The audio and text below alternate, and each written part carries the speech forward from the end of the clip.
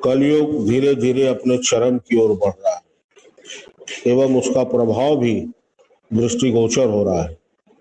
इंसान और पशुओं में सिर्फ बुद्धि का ही भेद होता है, बाकी सारे कार्य तो पशु भी करते हैं। विशेषकर बोली अनियंत्रित हो गई है, आचार विचार व्यवहार सभी ने अपनी सीमा लांघ दी। संगत और पंगत का भेद भी समाप्ति की ओर है। आज के विद्या में विनय नहीं रहा। ऐसा बिल्कुल नहीं है कि विद्या बुरी है, किंतु अभिभावकों की शिथिलता से भी बच्चे अनियंत्रित हो रहे हैं।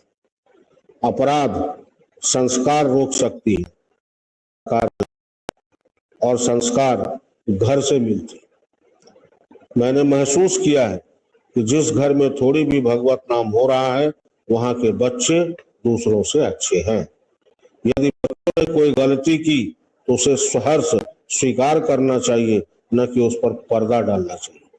बच्चे सुधरे उससे पहले स्वयं को सुधारना होगा। जो कार्य हम उन्हें करते देखना चाहते हैं उस कार्य को स्वयं करना होगा, तब कहीं धीरे धीरे यह उनके संस्कार में आ पाएगा। दुनिया आज आपके दुख से नहीं अपितु सुख से दुखी है। गीता का एक एक वाक्य सच हो रहा है। बचने का उपाय भी है। साधन रूपी धूरी से लिपट जाना होगा। यही वो स्थान है जहां सिर्फ पाना है, खोना नहीं। गीता का अध्ययन करना होगा, क्योंकि गीता में क्या नहीं है, कैसे रहना है, क्या करना है, भोजन कैसा हो, भाव कैसा हो, भक्त कैसा हो।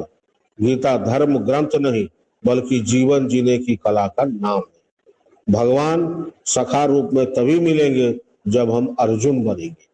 बिना विनम्रता के गुरु का आशीष नहीं प्राप्त होगा। भगवान ने अपने प्रतिनिधि के रूप को गुरु का नाम दिया है। शिव पुराण में भोलेनाथ ने यहाँ तक कह दिया कि जो गुरु निंदा करेगा, उसकी आलोचना करेगा, उसे मैं भी नहीं बचा सकता। सोचिए गुरु में कितनी शक्ति है। पल पल श्वास की माला कम हो रही है, उसे भगवत स्मरण में लगाना चाहिए, न कि संसार में। हमारे पहले भी संसार था, हमारे बाद भी होगा। हमारा होना बीच में है, अर्थात उस बुलबुले की तरह है जिसका अपना कोई अस्तित्व ही नहीं है। अतः इसे उत्सव बनाना चाहिए, न कि उपद्रव। जीवन मेरा, सोच मेरा, निर्णय मेरा, चाहिए क्या विचार कर लीजिए, क्योंकि जीवन वैसा ही बनेगा जैसा आप विचार करेंगे।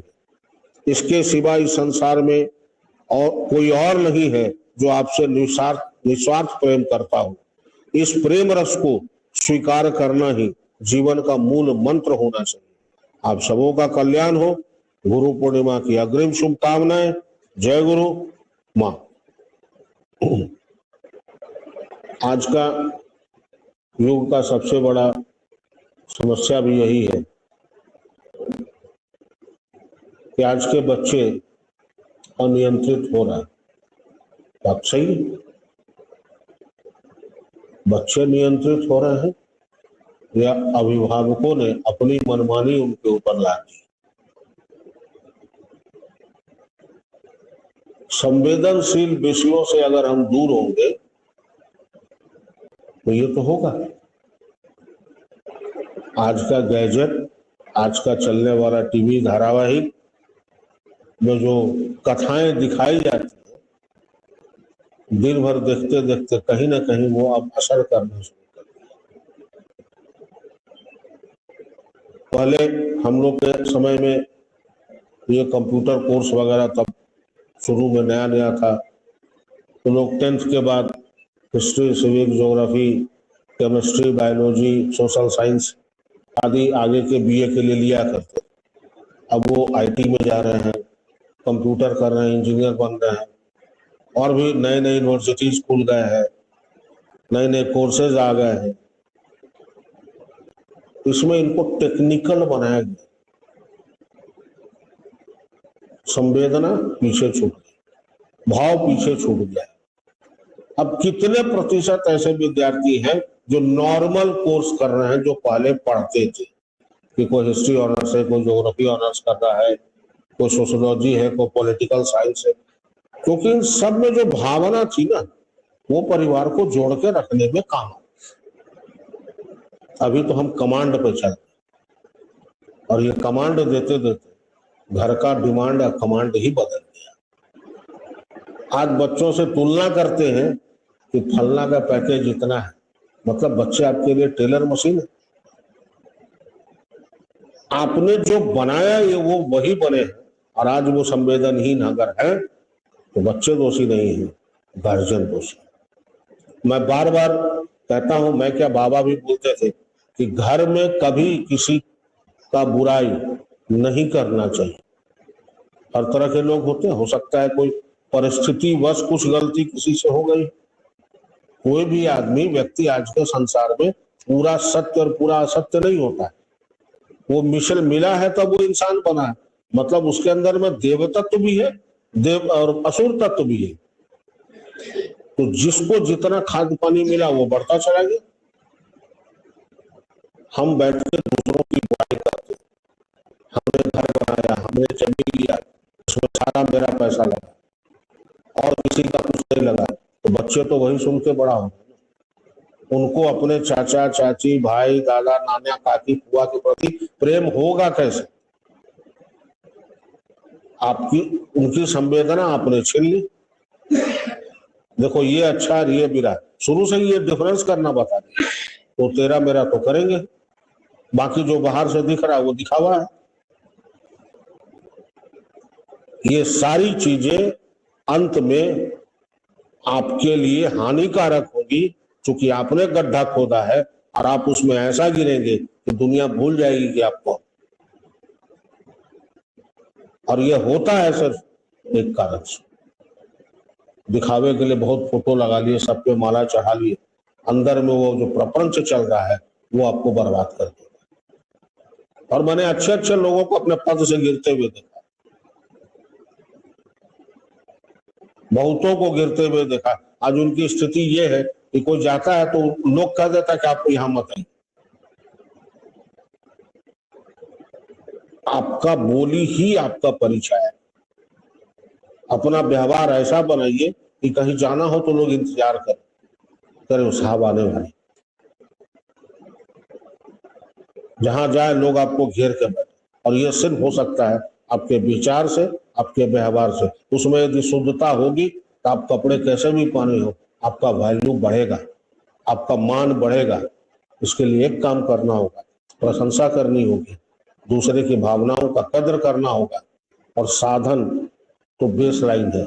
हम लोग को पता नहीं जीवन में चाहिए क्या, कितना चाहिए। एक से एक लोग आए, धना सेठ सब चले गए, आज उनका धन संपत्ति कहाँ है कोई नहीं जानता। ये जो तृष्णा है ना, और लोग सोच रहे हैं कि हमने अपने बच्चों को सिखा दिया, भी आपने सिखाया नहीं, एक दिन उन्हीं के माध्यम से आपको ये डसेगा। और उस दिन का दर्द जो है वो किसी बलहम और टेबलेट से नहीं जाने वाला है।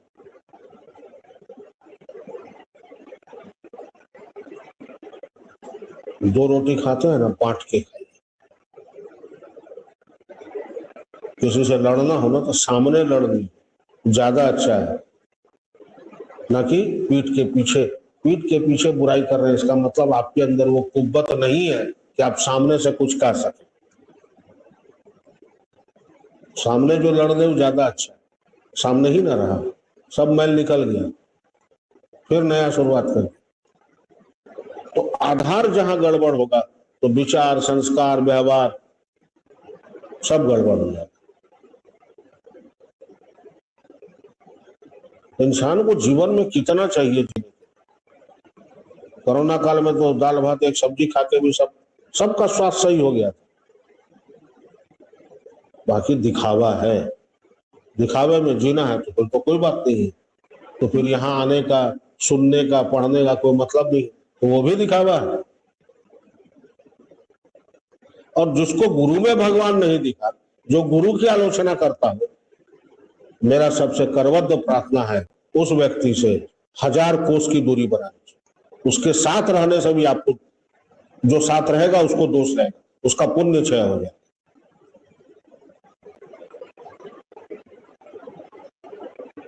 बहुत छोटी सी बात है, गुरु का पूजा करना ही गुरु पूजा नहीं है।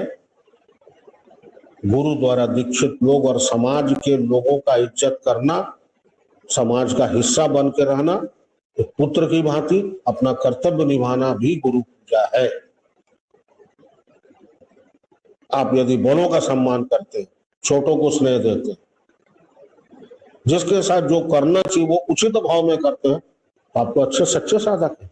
भले ही आप प्राणायाम 12 ही करते, लेकिन बहुत कर लिए, अब मन में काम भाव भरा हुआ है, मन में लोभ भरा हुआ है, दूसरे के प्रति ईर्ष्या भरी हुई, इसका मतलब है कि आपका पूर्व जन्म का संस्कार इतना खराब है, इतना करके भी आपके अंदर बदलाव नहीं है।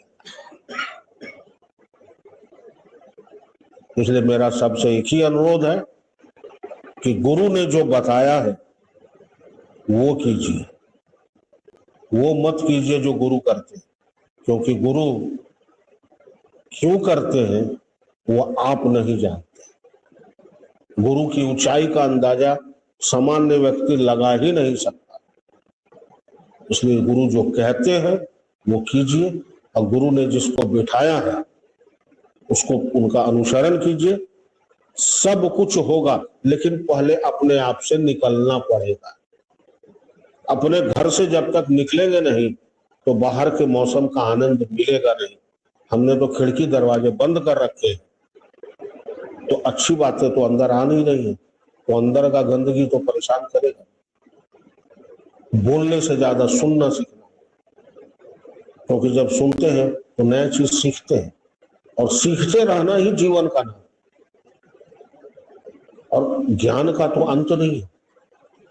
कौन व्यक्ति कौन सा बात सही सिखा के चला जाएगा कोई नहीं जानता। इसलिए धीरज पूर्वक सुनिए। अगर हो सकता है उसकी भाषा सभ्य ना हो, लेकिन बात में यदि सच्चाई है तो उसको जरूर। हर कोई के पास डिग्री नहीं है,